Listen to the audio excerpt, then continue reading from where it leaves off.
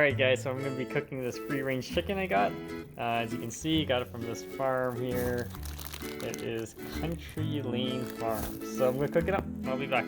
I'm going to put it in the Instant Pot. Alright, so here is the chicken, all seasoned here, with this, and this. And there's an onion in there as well. Alright guys, so the chicken here is all done. As you can see, it is, I'm gonna do a quick taste test. I'm gonna hopefully grab a piece of meat here. There we go. There it is.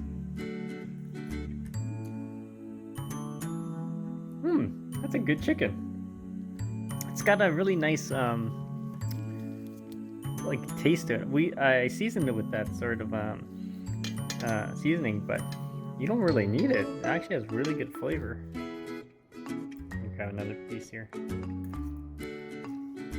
Yeah, it's soft and tender. It has like a more like a chicken aroma to it.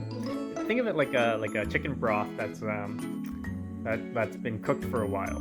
So it has that sort of taste to it. Alright guys, if you have any questions, comments, post below, subscribe to the channel.